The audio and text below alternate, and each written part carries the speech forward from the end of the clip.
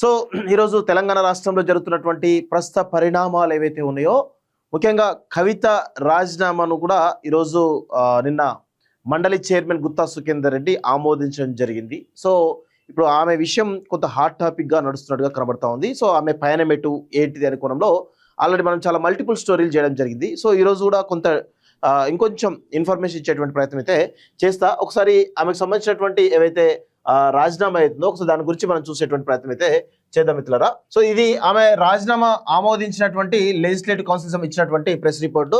Shrimati Kalvakuntla Kavitha, an elected member of the Telangana Legislative Council from Nizamabad Local Authorities constituency, has resigned to her seat.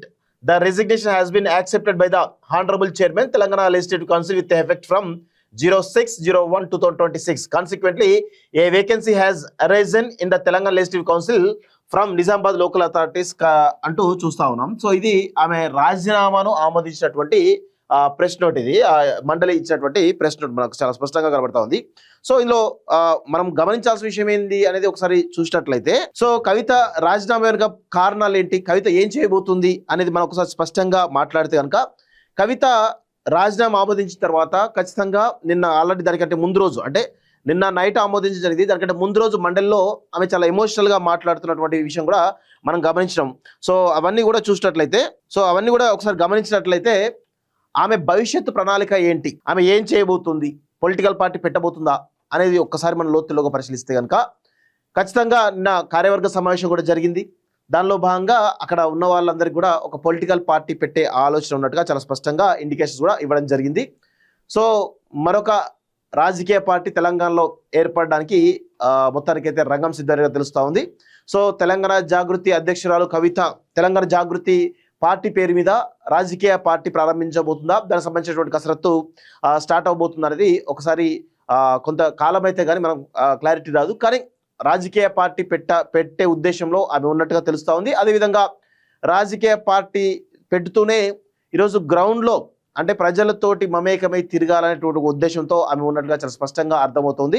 So maybe పాదయాత్ర కూడా ప్రారంభించే అవకాశాలు త్వరలో ఎక్కువగా ఉన్నట్టుగా తెలుస్తూ ఉంది. సో ఇవన్నీ కూడా మొత్తానికైతే ఆమె నిత్యం ప్రజలతోటి ఉండి ప్రజలతోటి తిరిగేటువంటి ఒక ప్రయత్నం చాలా బలంగా చేస్తున్నట్టు కనబడతా ఉంది. సో ఇది మేబీ అది ఎంతవరకు ఆమె సక్సెస్ అవుతుంది ఏంటి అనేది చూడాల్సిన అవసరం అయితే ఉంది. ఖచ్చితంగా ఒక పార్టీ నిర్మాణం చాలా డెప్త్గా, అంటే ఆల్రెడీ తెలంగాణ జాగృతి అనే దానికి చాలా రకాల వింగ్స్ ఉన్నాయి. నిన్న కూడా చెప్పడం జరిగింది.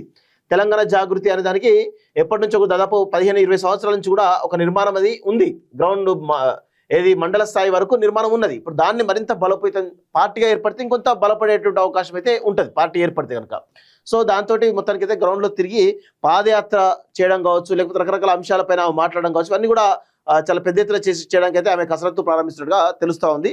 సో ఒంటరిగా అంటే ఒక ఒంటరిగా ప్రయాణం అవుతున్నటువంటి ఆమె యొక్క రాజకీయ ప్రయాణం ఎక్కడి దాకా పోతుంది, గమ్యం చేరుతుందా లేదా అనేది చూడాల్సిన అవసరం అయితే ఉంది. ఖచ్చితంగా పొలిటికల్ పార్టీతో పాటు పాదయాత్ర అనేది చాలా నాకు తెలిసి అదే మెయిన్ ఇంపాక్ట్ అయ్యేటువంటి అవకాశం అయితే ఉంటుంది. ఎందుకంటే పాదయాత్రతోటే ఇప్పటి వరకు చాలా మంది కూడా ఎవరైతే జగన్మోహన్ రెడ్డి కానీ, వైఎస్ రాజశేఖర రెడ్డి కానీ, ఈవెన్ టీడీపీ పవర్లోకి వచ్చినా కానీ దానికి వెనకాల లోకేష్ పాదయాత్ర ఉంది. సో ఇవన్నీ కూడా ఉన్నాయి. సో రావడానికి అవకాశం అంటే పార్టీ బలోపేతం కావడం కావచ్చు, రాబోయే రోజుల్లో అధికారం రావాలన్నా లేకపోతే సీట్లు పెరగాలన్నా, సో ఈ రోజు కాకపోయినా తర్వాత అయినా రావడానికి అవకాశం ఉంటుంది. సో ఆ నిర్మాణం దిశగా ఆమె కొంత కసిగా, అంటే కొంత సీరియస్గా పోయేటువంటి అవకాశం ఉన్నట్టుగా తెలుస్తూ ఉంది. సో చూద్దాం మరి ఆమె ఎంతవరకు ఆమె సక్సెస్ అవుతుంది ఏంటి అనేది చూడాల్సిన అవసరం అయితే ఉంది.